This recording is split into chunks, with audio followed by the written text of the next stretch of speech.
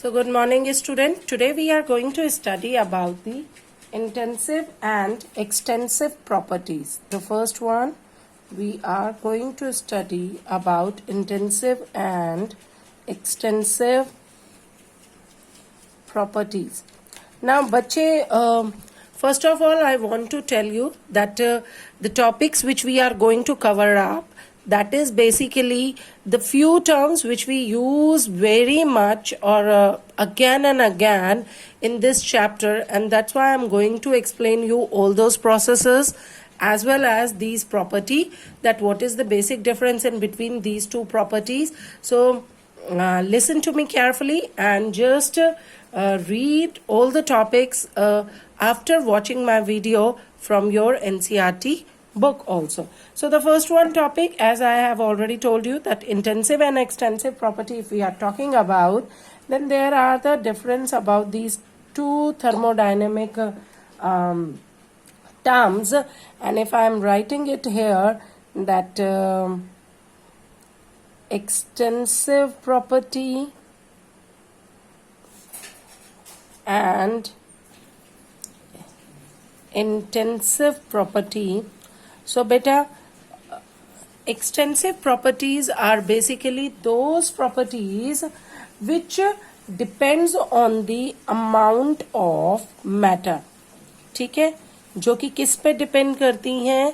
Amount of matter पे, या हम बात करें तो विच depend upon the size of matter present in the system. System के अंदर कितना किसी क्वांटिटी का कितना अमाउंट प्रेजेंट है, या आपका कितना मैटर प्रेजेंट है, मैटर का क्या साइज है, वो प्रॉपर्टीज हमारी क्या होती हैं? एक्सटेंसिव प्रॉपर्टी होती हैं. जैसे कि ऑब्वियसली अगर हम बात करते हैं मास की, सो वॉल्यूम की, और आपका इंटरनल एनर्जी की. ठीक है, इंटरनल एनर्जी बेसिकली आप अगर यहाँ पे इंटरनल एनर्जी नहीं, अगर हम एनर्जी टर्म लाते हैं, because energy depends upon the mass और volume of a substance. So energy means internal energy, enthalpy, your entropy, all these properties. ठीक है, जितनी भी types of different types of energies हम आगे इस चैप्टर के अंदर पढ़ेंगे, that comes under this property, that is extensive property. तो हमने क्या क्या बात करी? इंटरनल एनर्जी जिसका कि सिंबल U होता है, एंथैल्पी जिसका सिंबल H होता है, एंट्रोपी जिसका सिंबल S होता है, और we can say heat capacity. ठीक है, heat capacity also comes under this property. इसी के अंदर आएगा बेटा ये भी, heat capacity etcetera, that comes under this property. तो ये सारी की सारी क्या है बच्चे? all these properties affected by the amount of matter. ठीक है, whereas when we are talking about the intensive property, तो intensive properties वो properties होती हैं which do not depend on size or amount of matter. ठीक है, जो कि आपके साइज पे या अमाउंट ऑफ मैटर पे डिपेंड नहीं करती हैं, जिनको कोई फर्क नहीं पड़ता कि सिस्टम के अंदर कितना साइज है, या सिस्टम में हमने कितना अमाउंट लिया है मैटर का, और जो अगर कोई प्रॉपर्टीज कोई क्वांटिटीज ऐसी हैं तो that comes under this category. ठीक बच्चे, so just have a look here. जैसे कि अगर हम बात कर रहे हैं टेम्परेचर, अगर हम बात करते हैं टेम्परेचर की, तो मैंने कहा टेम्परेचर राइजेस बाय 1 डिग्री. ठीक है, of a water. Now water, whether the water is of 1 glass और whether the water is in a bucket, it hardly matter कि 1 डिग्री टेम्परेचर किसका राइज हुआ है. ठीक है, so what does that mean?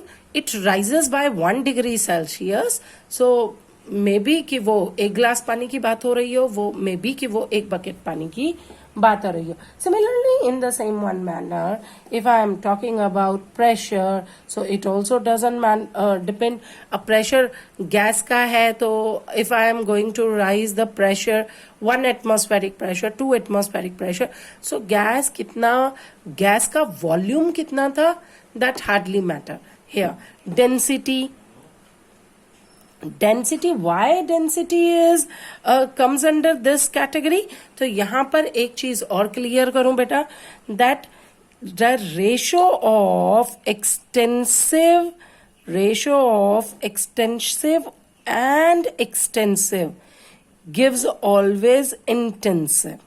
ठीक है, ये याद करेंगे that ratio of, it is an important point कि ratio of extensive and extensive upon extensive अगर किन्हीं वैल्यूज को करते हो तो वो क्या बन जाएगी आपका, दैट बिकम्स इंटेंसिव. ठीक है, याद रहेगा. तो density, why density comes under the intensive property, because density is equals to क्या होता है, मास अपॉन वॉल्यूम. और हमें मालूम है कि मास क्या वैल्यू है, एक्सटेंसिव है, वॉल्यूम क्या है, एक्सटेंसिव है. तो मास एक एक्सटेंसिव प्रॉपर्टी है, volume is again extensive property, and ratio of two extensive property always gives the intensive. So that's why we can say that your density comes under the category of intensive property. Similarly, if I am talking about the refractive index, so this also doesn't depend on your mass or amount of matter. हमने बोला refractive index of glass is so and so 1.41, और refractive index of water or air, जो भी लिया जाता है values given होती हैं. So these are the constant values for different matter, and these doesn't also depend on the size. किसी matter के या सिस्टम के अंदर मैटर के साइज या उसके अमाउंट पे डिपेंड नहीं करती हैं. एक चीज और बता दें, मैंने यहाँ कहा जितनी भी टाइप्स ऑफ एनर्जी हैं that comes under the category of extensive. But when I am talking about molar entropy, molar enthalpy, बेटा ये ध्यान से सुन लीजिए, molar entropy, molar enthalpy. So all these values, all these terms or quantities also comes under intensive property. Why? Because देखो, let's just have a look here. Molar entropy, what does it mean? That entropy of 1 mole. यही हुआ ना, entropy of 1 mole. So means entropy upon mole, where entropy is your extensive property. mole बेटा हमारी extensive property होती है. number of mole means given mass upon molar mass, तो this is extensive property, depends on the size obviously. number of moles भी हमारा क्या है, moles भी हमारा extensive property है. ठीक है, so entropy upon mole, ठीक. so this is also extensive, and extensive upon extensive is equals to क्या बन गया, इंटेंसिव. ठीक है, so molar entropy, molar enthalpy, कुछ भी अगर आप मोलर में ले रहे हैं, any energy which you measured for 1 mole, quantitative mole के लिए कर रहे हैं, then it becomes intensive property. Otherwise that particular energy will be the extensive. So here it is noted out. ये clear हो गया सबको कि what is extensive and what is intensive, and when we can say any property or any quantity take under the intensive property or the extensive property. So beta, thermodynamics, it is very important to note down that what are the intensive and the extensive properties. Now after that we are talking about the thermo D processes. ठीक है, अब मैं आपको ये भी बताती हूँ कि थर्मोडी प्रोसेसेस क्या होते हैं. हमारे पास ना डिफरेंट टर्म्स ऑफ प्रोसेसेस आएंगी and I just want to get it clear right now here because I am not going to repeat it again and again in the process. So I am explaining all the processes here and then after that we move further कि हमारे जो जो topics आते जाते हैं. ठीक है. So the first one topic process if we are talking about. So the first process is isothermal process. ठीक है. This is a one type of process which we study in many times in this chapter, thermodynamic. Now, as the word suggests, iso means same. Thermal is used for temperature or heat. ठीक है. So the process in which the process which occur at same temperature or we can say at constant temperature. ठीक है. That is known as isothermal processes. Okay बच्चे, that is known as isothermal processes. Now in this one, if what does it mean? Means the change in temperature. बेटा देखो temperature ऐसा नहीं है कि change नहीं हो रहा होगा, but the change in temperature, that delta T, that is equals to 0 in this one case. ठीक है. So the process which occur at constant temperature or we can say in which occurs at same temperature in which delta T, change in temperature is 0, nil. That is known as isothermal process. Here we also know, just note down one thing. It is very important. Note down कर लीजिए this, that for an ideal gas, क्या बच्चे? For any ideal gas when delta T is equals to 0, and that case delta U, ठीक है क्या, internal energy is also 0. ठीक है. Ideal gases के लिए एप्लीकेबल है, बाकियों के लिए नहीं है. आइडियल गैसेस में जब आपका चेंज इन टेम्परेचर 0 है तो चेंज इन इंटरनल एनर्जी भी क्या हो जाएगा, 0 हो जाएगा. ठीक है. This is a one process. Next one, there is second process is isobaric process. ठीक है. अगला प्रोसेस हमने क्या कहा, आइसोबारिक प्रोसेस है. And in isobaric, iso word used for same, baric word is used for pressure. तो simple हमने क्या कहा, the process which occurs at same pressure means delta P is equals to 0, जिसमें कि प्रेशर क्या हो गया, there is no change in pressure calculated during the system. जो constant pressure पे आपका क्या हुआ, अकर हुआ, उसे हमने कहा आइसोबारिक प्रोसेस. ठीक है. The next one process is isochloric process. Now in this one, the process which occurs at same volume, delta V is equals to 0. ठीक है. The process which occurs at same volume is known as isochloric pressure process. ठीक है बच्चे, is it clear to everyone? अब एक process और हमने कल पढ़ा था या मेरी पुरानी लास्ट वीडियो में हमने डिस्कस किया था, and that is adiabatic process. यही प्रोसेस किया था हम लोगों ने, एडियाबैटिक प्रोसेस किया था या नहीं किया था बेटा. सो इसमें था कि the process which do not allow heat exchange between system and surrounding. ठीक है जी.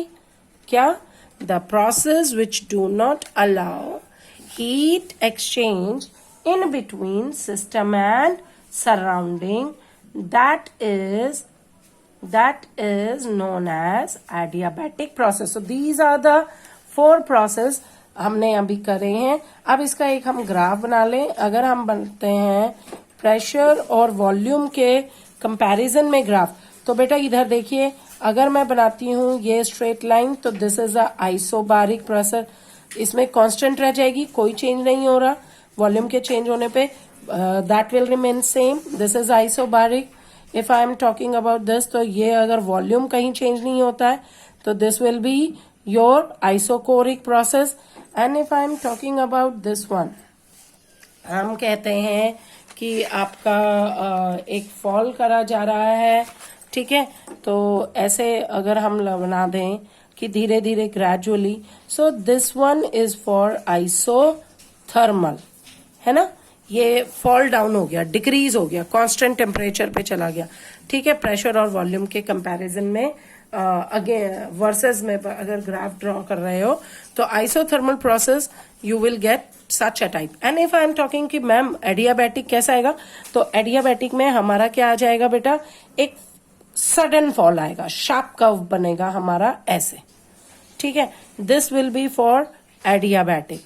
ये क्योंकि इसमें एक्सचेंज हीट का नहीं हो रहा.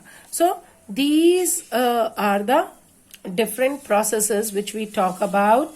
नेक्स्ट बेटा, अब हम जो हैं आपको एक लास्ट प्रोसेसेस बता रही हूं, एंड दैट इज ये भी इसके अंदर आएगा, तो प्लीज इसको भी आप ध्यान से समझ लीजिए. इररिवर्सिबल एंड रिवर्सिबल प्रोसेसेस, ठीक है. क्या क्या है? Reversible and irreversible processes. ना अगर हम बात करते हैं रिवर्सिबल फिनोमेना की, तो पहले मुझे ये बताओ बेटा, रिवर्सिबल फिनोमेना क्या होगा?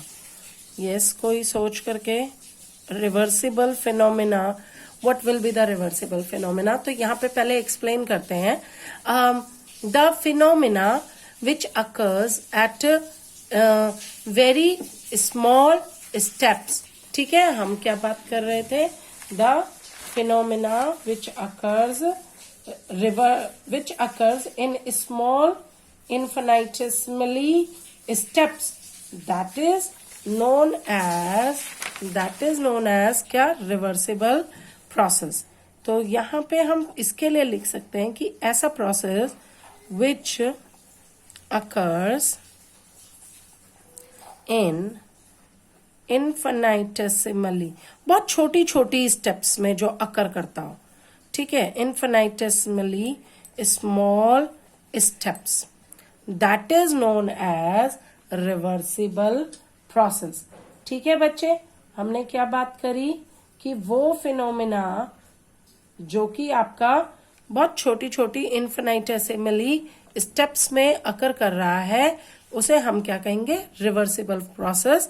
जबकि द प्रोसेस जो इररिवर्सिबल प्रोसेस होगा आपका, वो क्या है बेटा?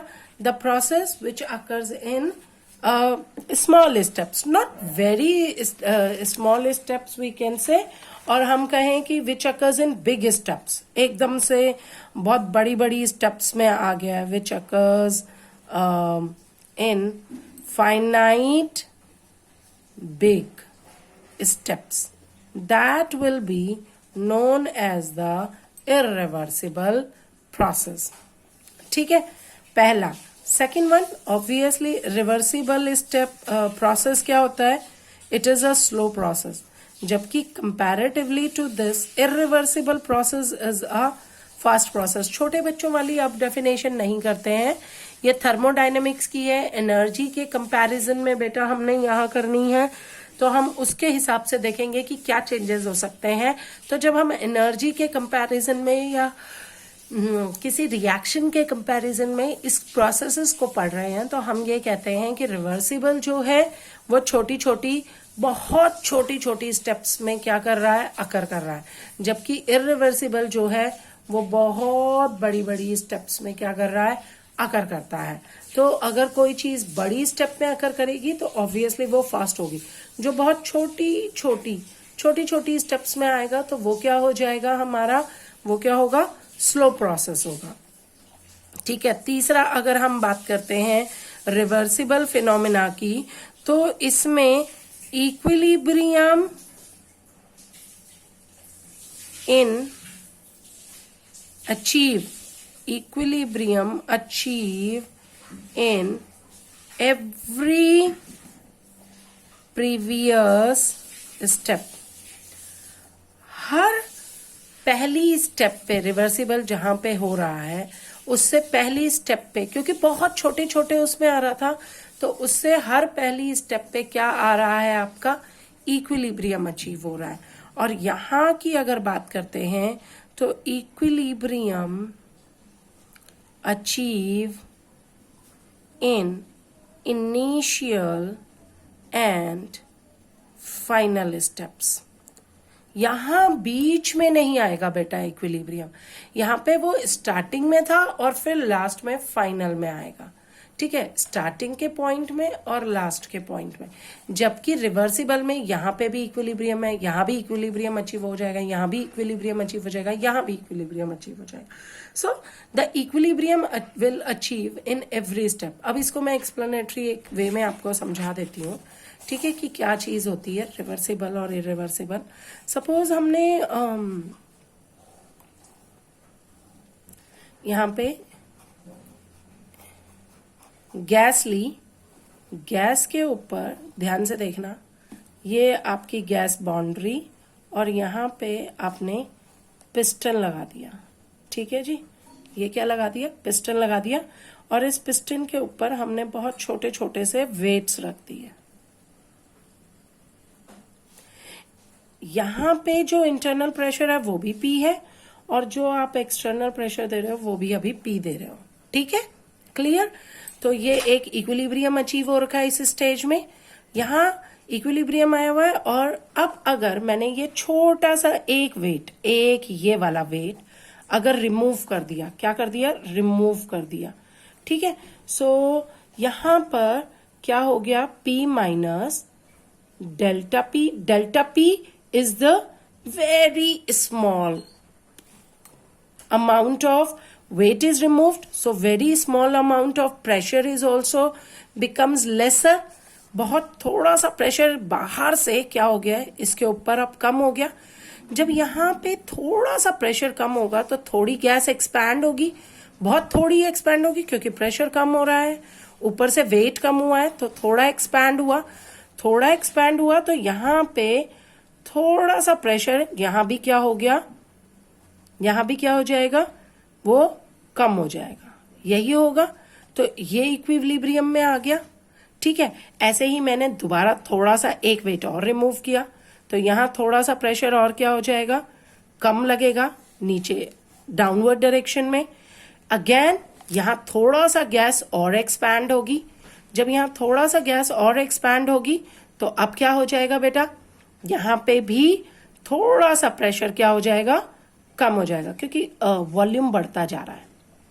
ठीक है, इंक्रीज करता जा रहा है, तो यहां भी क्या हो जाएगा, that goes on increasing. So it occurs in very very small step. आप थोड़ा थोड़ा करके वेट हटा रहे हो, जब थोड़ा थोड़ा करके वेट हटा रहे हो तो थोड़ी थोड़ी गैस एक्सपैंड होती है, थोड़ी थोड़ी गैस एक्सपैंड होती है तो थोड़ा थोड़ा सा क्या करता है, ये इंक्रीज होता चला जाता है, प्रेशर आपका कम होता चला जाता है। Am I clear to everyone? This is a reversible phenomena.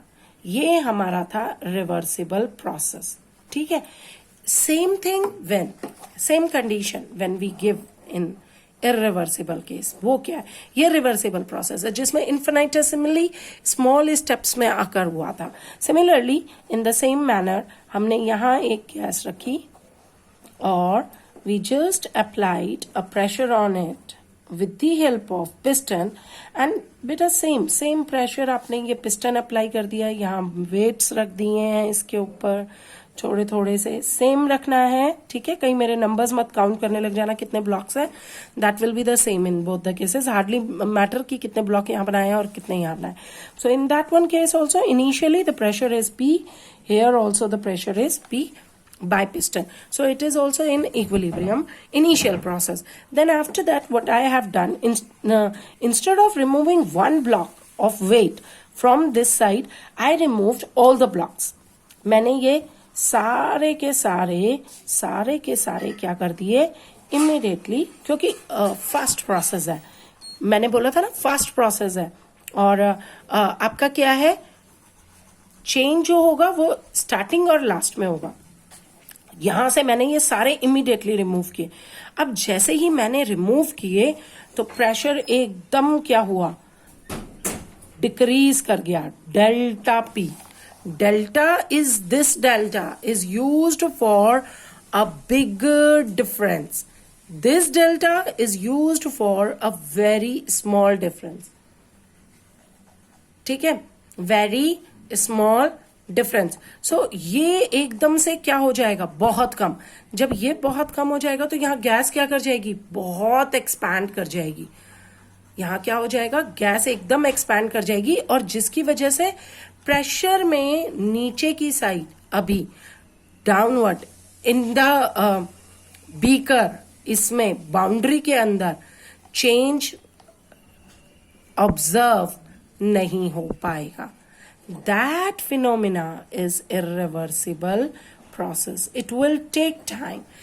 Initially कुछ और था और फाइनली यहाँ पे प्रेशर ये P ही रह गया, ये डेल्टा P अभी नहीं हो पाया। Gradually it goes on decreasing. Why? Because the gas immediately expand. ये क्या हो गया, एकदम से एक्सपैंड हो गई, जिसकी वजह से प्रेशर में कोई चेंज ऑब्जर्व इनिशियल अमाउंट पे नहीं हुआ। तो ये क्या हुआ बेटा, फास्ट हुआ। इसमें चेंज कहाँ स्टार्ट आपने ऑब्जर्व किया, इनिशियल कंडीशन जब ये हुआ, और सीधा आप कब करोगे, जब ये पूरा अपने को सेट कर देगा और फाइनल में जाके बैठेगा, मींस लास्ट में जाकर के अचीव कर पाएगा इक्विलिब्रियम, इतने के बराबर अंदर का प्रेशर भी होगा। So that is all about different processes and intensive extensive property. Thank you.